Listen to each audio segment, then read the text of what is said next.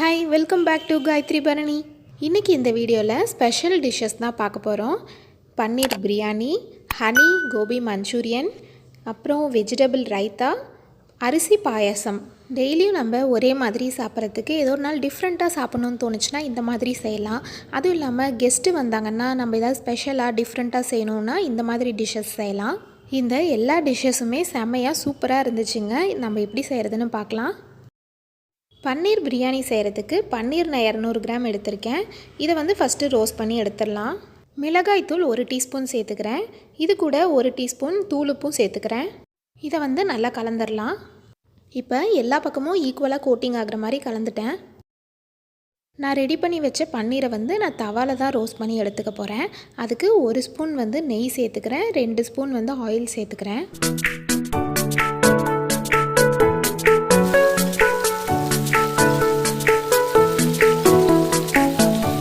எல்லா பன்னீரையும் சேர்த்துட்டு எல்லா பக்கமும் நல்லா ரோஸ்ட் ஆகிற மாதிரி இந்த மாதிரி திருப்பி விட்டுக்கலாம்.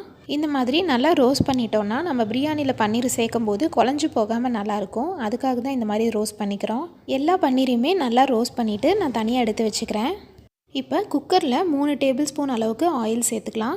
ஆயில் நல்லா காஞ்சதும் ஒரு பட்டை, 3 கிராம்பு, 3 ஏலக்காய், 1 பிரியாணி மொக்கு, 1 பிரியாணி பூ, 1 டீஸ்பூன் மிளகு, 1 டீஸ்பூன் ஜீரகம்.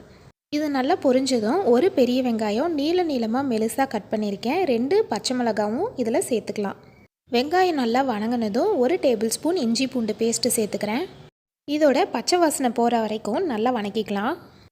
இப்போ இது கூட கேரட் நான் 3 கேரட் பொடியாக நறுக்கியிருக்கேன். கொஞ்சம் கேரட், கொஞ்சம் பீன்ஸ், பட்டாணியும் கொஞ்சம் 1 கப் அளவுக்கு நான் இதில் சேர்த்துக்கிறேன். இது கூட 1 டீஸ்பூன் கரம் மசாலா சேர்த்துக்கலாம். அப்புறம் 1 டீஸ்பூன் மிளகாய் தூள், காய்க்கு தேவையான அளவு கொஞ்சமாக தூளுப்பு, இதெல்லாம் சேர்த்துட்டு நல்லா கலந்துடலாம். அரிசி நான் பாஸ்மதி அரிசி எடுத்திருக்கேன். இது 2 கப் அளவு இருக்கும். இது 400 கிராம் இருக்கும். இது நான் அரை மணி நேரம் ஊற வச்சுருக்கேன். இந்த அரிசி இதில் சேர்த்துடலாம். இந்த அரிசி உடையாத அளவுக்கு சும்மா ஒரே ஒரு கலர் மட்டும் கலரிட்டு இதுக்கு தேவையான அளவு தண்ணி சேர்த்துக்கலாம். நான் 2 கப்புக்கு 3 கிளாஸ் தண்ணி நான் சேர்த்துக்க போகிறேன். 1 கப்புக்கு 1.5 கிளாஸ் தண்ணி, அதனால் 2 கிளாஸ்க்கு 3 கிளாஸ் தண்ணி சேர்த்துக்கிறேன்.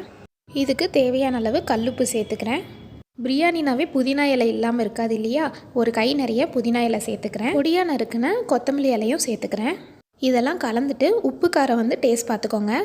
பிரியாணி இன்றைக்கி நான் குக்கரில் விசில் விட்டு எடுத்துக்க போகிறேன். நம்ம மூடி வைக்கிறதுக்கு முன்னாடி இந்த பன்னீரை இதில் சேர்த்துட்டு மூடி வச்சுக்கலாம். இது ஒரு விசில் வந்தோடனையும் ஆஃப் பண்ணிடலாம். பிரியாணி ஒர்க்கு முடிஞ்சுதுங்க. பிரியாணி விசில் வரட்டும். அதுக்குள்ளே காலிஃப்ளவர் மஞ்சூரியனுக்கு ரெடி பண்ணிடலாம். வெதுவெதுப்பான தண்ணியில் தேவையான அளவு கல்லுப்பு சேர்த்துட்டு அரைஞ்சி வச்ச காலிஃப்ளவரை இதில் சேர்த்துக்கிறேன். இதை ஒரு 5 to 10 மினிட்ஸ் மூடி வச்சுக்கலாம்.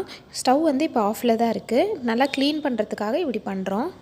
அதுக்குள்ளே மாவுக்கு ரெடி பண்ணிக்கலாம். 1 கப் அரிசி மாவு எடுத்திருக்கேன். 1 கப் கார்ன்ஃப்ளவர் மாவு சேர்த்துக்கலாம். 1 டேபிள் ஸ்பூன் கடல மாவு சேர்த்துக்கிறேன். 1 டீஸ்பூன் மிளகாய்த்தூள் சேர்த்துக்கிறேன். வேணுங்கிற அளவு தூளுப்பு சேர்த்துக்கிறேன். இது கூட வேணுங்கிற அளவு தண்ணி சேர்த்து இதை எல்லாத்தையும் கலந்துடலாம். தண்ணி கொஞ்சம் அதிகமாக போயிடுச்சுன்னா அரிசி மாவு இது கூட சேர்த்துக்கலாம். அரிசி மாவுக்கு பதிலாக மைதா தான் எல்லோரும் சேர்த்துவாங்க. நான் மைதா வேணான்ட்டு அரிசி மாவு இன்றைக்கி சேர்த்துருக்கேன்.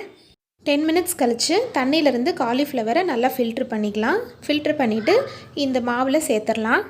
இந்த மாவு காலிஃப்ளவரில் நல்லா கோட் ஆகிற மாதிரி நல்லா கலந்துக்கலாம். ஆயில் நல்லா ஹீட் ஆனதும் இது எல்லா காலிஃப்ளவரையும் ஆயிலில் போட்டு நல்லா பொரிச்சு எடுத்துக்கலாம்.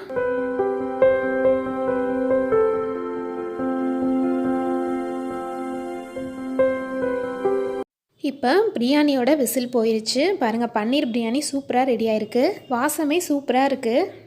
இதுக்கு மேலே வறுத்த முந்திரி நான் சேர்த்துக்கிறேன். அப்புறம் 1 ஸ்பூன் நெய்யும் சேர்த்து நம்ம பரிமாறணுன்னா டேஸ்ட்டு சூப்பராக இருக்குங்க.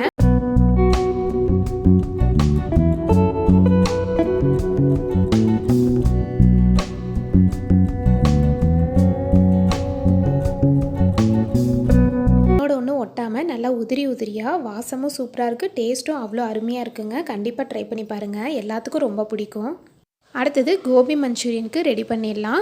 பொடியாக நறுக்கின பூண்டு நான் ஆயிலில் சேர்த்துக்கிறேன். அப்புறம் பொடியாக நறுக்கின இஞ்சி துண்டும் நான் சேர்த்துக்கிறேன். இதை நல்லா வணக்கிக்கலாம்.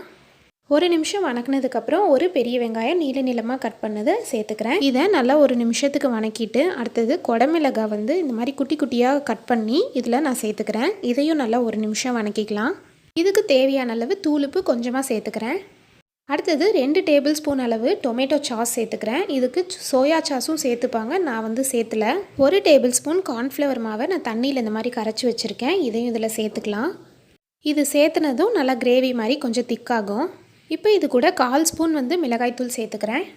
அடுத்தது ரெடி பண்ணி வச்ச நம்ம காலிஃப்ளவர் சில்லியும் இதில் சேர்த்துடலாம். இதெல்லாம் சேர்த்து நல்லா மிக்ஸ் பண்ணிக்கலாம். இப்போ இதில் 2 டேபிள் ஸ்பூன் தேன் சேர்த்துக்கிறேன். இந்த ஹனி கோபி மஞ்சூரியன் டேஸ்ட்டும் அவ்வளோ சூப்பராக இருந்துச்சுங்க. ஒரு ஸ்வீட்னஸோட எசன்ஸோட அவ்வளோ டேஸ்ட்டாக இருந்துச்சு. நீங்களும் ஒரு நாள் ட்ரை பண்ணி பாருங்கள். அடுத்தது ரைத்தாக்கு ரெடி பண்ணிக்கலாம். 1 கப் தயிர் எடுத்துக்கிறேன். இது கூட நீளமாக கட் பண்ண ஆனியனை வந்து கழுவிட்டு தண்ணியில் வாஷ் பண்ணிவிட்டு இதில் சேர்த்துக்கிறேன். அப்புறம் 1 கேரட்டை வந்து துருவி சேர்த்துருக்கேன். அடுத்தது கொஞ்சமாக கொத்தமல்லி இலையும் இதில் சேர்த்துக்கலாம். டேஸ்ட்டுக்காக 1 பச்சை மிளகாவும் சேர்த்துக்கிறேன். இதுக்கு தேவையான அளவு தூளுப்பு கொஞ்சமாக சேர்த்துக்கிறேன். அப்புறம் 1 டேபிள் ஸ்பூன் தண்ணி சேர்த்துக்கிறேன். இதெல்லாம் நல்லா கலந்துட்டா ரைட்டாக ரெடிங்க. இது கூட ஒரு அரை தக்காளியும் சேர்த்துக்கலாம், பொடியாக நறுக்கி சேர்த்துக்கலாம். அந்த டேஸ்ட்டும் நல்லாயிருக்கும். அடுத்தது ஸ்வீட்டுக்காக ஒரு பாயாசம் செய்யலான் இருக்கேன். 1 டம்ளர் தண்ணி சேர்த்துக்கிறேன். இது வந்து பாஸ்மதி அரிசி 1 கப் ஊற வச்சுருந்தேன், கொஞ்சமாக தான் ஊற வச்சுருந்தேன். இதை வந்து இதில் சேர்த்துட்டு இது ஒரு 5 மினிட்ஸில் வெந்துடும், இது ரைஸாக வெந்துடும். அதுக்கப்புறம் நம்ம பால் சேர்த்துக்கலாம். பாருங்கள், ஒரு 10 மினிட்ஸில் வந்து இது நல்லா வெந்துருச்சு. இப்போ இது கூட 2 டம்ளர் பால் சேர்த்துக்கிறேன். இது வந்து நல்லா கொஞ்சம் சுண்டி நல்லா திக்காச்சுன்னா நல்லா டேஸ்ட்டு சூப்பராக இருக்கும். இது கூட நீங்கள் மில்க் மேடு கூட சேர்த்துக்கலாம். நான் வந்து இன்றைக்கி அதெல்லாம் எதுவும் சேர்த்துல. இது கூட சர்க்கரை வந்து 1 கப் அளவுக்கு நான் பொடி பண்ணி வச்சுருக்கேன், அது இதில் சேர்த்துட்றேன். வாசத்துக்காக ஏலக்காய் தூளும் சேர்த்துக்கிறேன். 3 ஏலக்காய் தட்டி நான் சேர்த்துக்கிறேன்.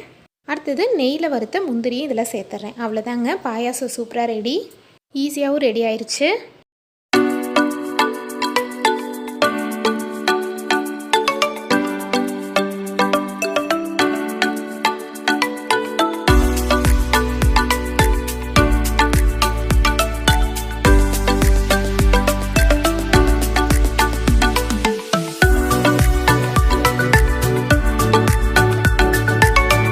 ஃபஸ்ட்டு ஒரு ஸ்டார்டர் ஹனி கோபி மஞ்சூரியன், அடுத்தது பன்னீர் பிரியாணி, அதுக்கு காம்பினேஷன் ரைத்தா, அடுத்தது ஒரு ஸ்வீட் பாயசம். இந்த ரெசிபிஸ் எல்லாமே உங்களுக்கு பிடிச்சிருக்குன்னு நினைக்கிறேன். நீங்களும் கண்டிப்பாக ட்ரை பண்ணி பாருங்கள். அவ்வளோ டேஸ்ட்டாக இருந்துச்சு. இந்த வீடியோ பிடிச்சிருந்தா நம்ம சேனலுக்கு சப்ஸ்கிரைப் பண்ணுங்கள். தேங்க்ஸ் ஃபார் வாட்சிங்.